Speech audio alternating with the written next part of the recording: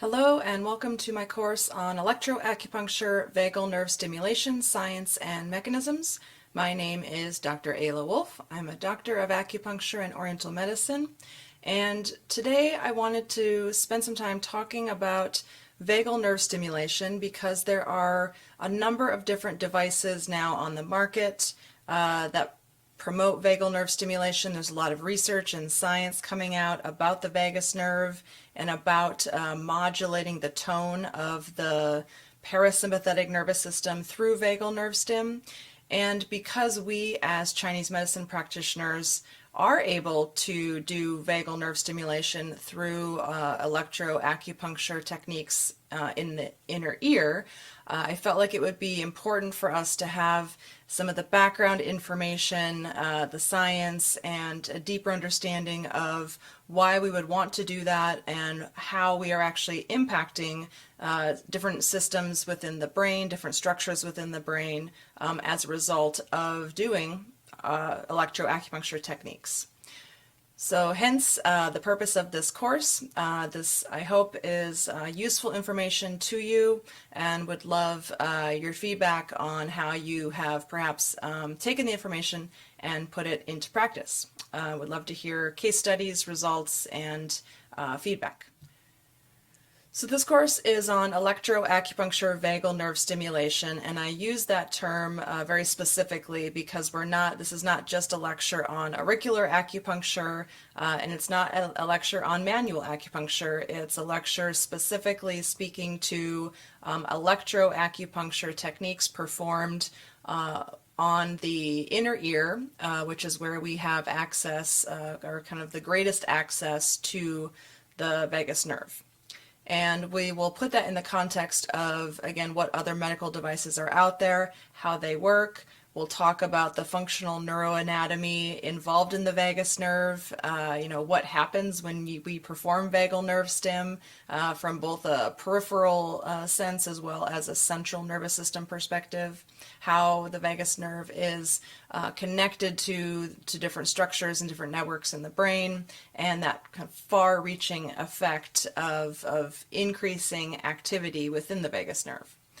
We'll go into modern history and just some of the relevant pieces of information that have kind of led the medical profession up to using vagal nerve stim. We'll talk about, again, those modern vagal nerve stim devices that are on the market in the United States, as well as one of them that's in Europe.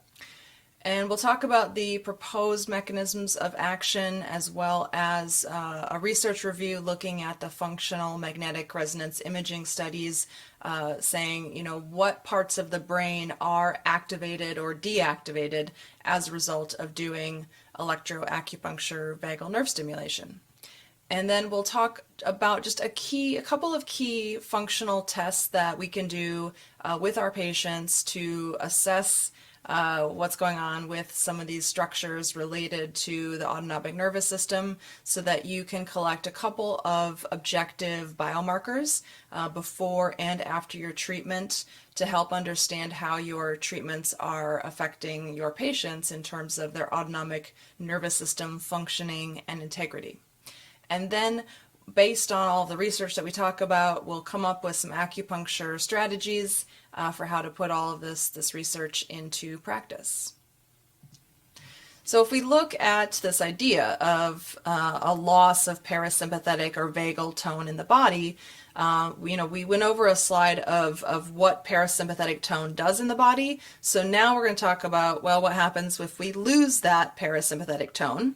And if we lose it, we're going to have kind of a chronically elevated heart rate, potentially, increased blood pressure, a diminished swallowing and gag reflex, slowed peristalsis of the stomach and intestines, a loss of pancreatic secretion of digestive enzymes, decreased insulin and glucose regulation, increased sympathetic activity that can fuel kind of a chronic low-level sense of anxiety, and then also increased inflammation due to a loss of that cholinergic anti-inflammatory pathway that we talked about.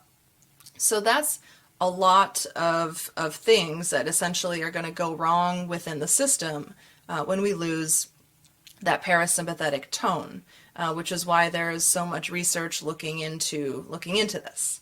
The other thing that I like to point out too is that because I specialize in patients with concussions, one of the most common things that I see is a dysregulation of the autonomic nervous system that translates into a loss of this parasympathetic tone in the body.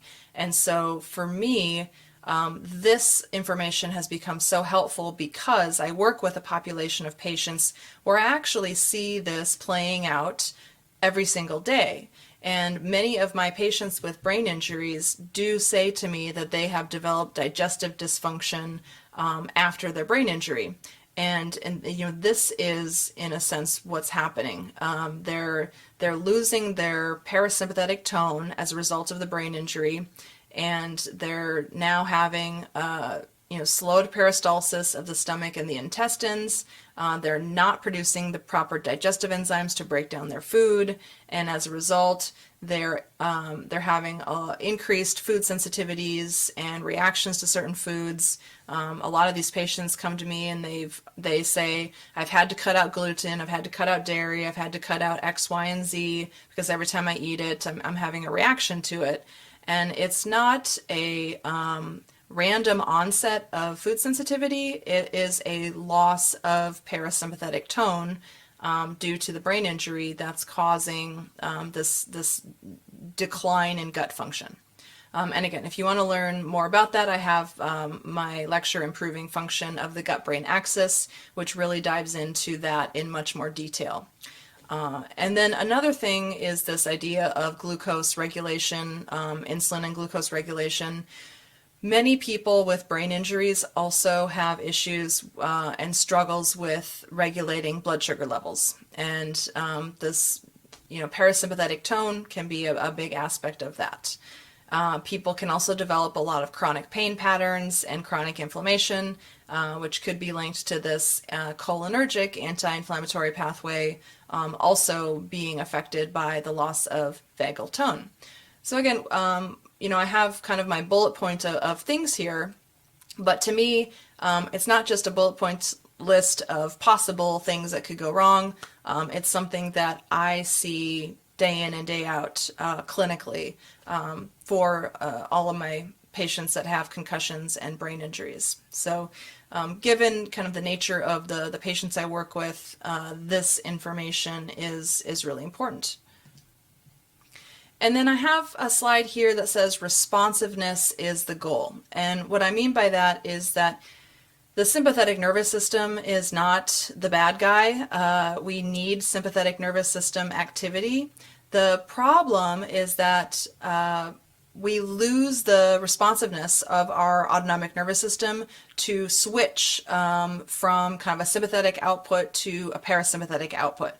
And so, the reason why people love high performance vehicles is because of their responsiveness. The second you put your foot on the gas, you are accelerating quickly. It's like the responsiveness of the car is what makes it so fun to drive and what makes it a high performance vehicle. What makes a human being a high performance human being is the responsiveness of the autonomic nervous system that says, if I need to start sprinting, my body knows to send all of my blood flow to my muscles so that they have maximum function and capacity to start sprinting. And again, what I'm seeing is that people with concussions and brain injuries, they lose that responsiveness of the autonomic nervous system. So as soon as they start exercising, they have exercise intolerance, where all of a sudden, the second they demand that their body switches into a certain state, the autonomic nervous system does not have the responsiveness, and suddenly their system is not monitoring their CO2 levels appropriately, not sending blood to where it needs to go, and they now are developing headaches, nausea, dizziness. They don't feel good. They've got fatigue. Maybe their heart rate spikes up too high, and all of these things go wrong with the autonomic nervous system. So that's an extreme case. But it happens, all the time in terms of other patients. For example, with postural orthostatic tachycardia syndrome or patients that have had a stroke, many people with strokes have autonomic dysregulation as a result of the brain damage, and they also lose the responsiveness of their autonomic nervous system to respond appropriately to the situation. And that's really what this is all about in terms of maximizing human performance, is having an autonomic nervous system that responds appropriately to every situation. And if something is kind of immediately stressful and somebody has a stressful response to it, are they able to calm down quickly? Are they able to kind of ramp that back down? Or do they spend the rest of their day now in this excessive sympathetic response, for example? That's, again, really the goal, is to have a nervous system that responds appropriately to whatever is happening. And that might be that the nervous system needs to have a sympathetic output, or it needs to have a parasympathetic output. So it's all about what's the right reaction to what's happening. And there's a great quote here: the NTS receives afferent input and through a cascade of excitatory and inhibitory signaling makes beat-to-beat adjustments to efferent autonomic outflow. So a really nice way of saying sensory information comes in through the vagus nerve, goes to that NTS, and then through a cascade of different excitatory and inhibitory signals within the entire central autonomic network, the system is making beat-to-beat adjustments of the motor output of what's called the dorsal motor nucleus of the vagus, which is the motor nucleus of that vagal system in the brainstem. And we'll get into all of that in a minute here as well. So again, it's not that sympathetic is bad, parasympathetic is good. It's that what is the appropriate response and how long should that response last until we switch and adjust and modify and make these beat-to-beat adjustments. So the next question is, what causes a loss of vagal tone? Why are we now focused so much on the vagus nerve? Why is it that now everybody needs vagal nerve stim?